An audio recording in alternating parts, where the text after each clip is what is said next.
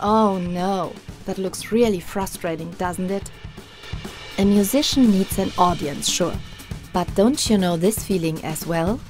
Getting zero emotional feedback from others? When you're in an online course and you have to speak to a screen with empty tiles, doesn't that kind of remind you of the young woman on stage?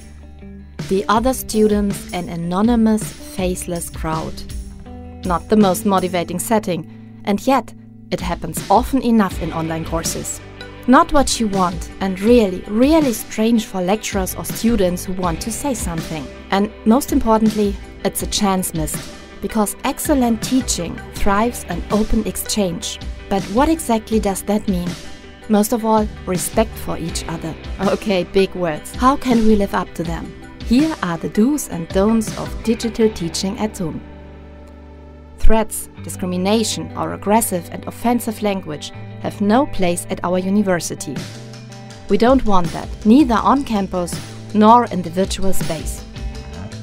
We respect each other and our opinions. No, not like that.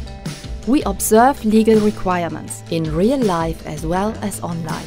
That also means keeping to the agreed upon rules in remote exams. And that is a total no-go. Rather, we respect others and their personal as well as their copyright on campus and online. We adhere to common rules of conversation. If possible, we show our face as a video or portrait picture. Well, not like that. Rather, we always remain authentic and transparent. We only present ourselves as the people we are and give our real names. Our profile pictures and backgrounds only show appropriate content. Yes, like this, for example. That's good. By the way, it's much easier to start a conversation when you see each other.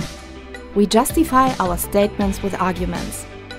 We actively participate in conversations and discussions in and outside of class and stay on topic. We all know these rules.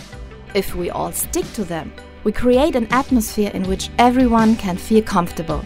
A communication culture that is safe, motivating and free of fear.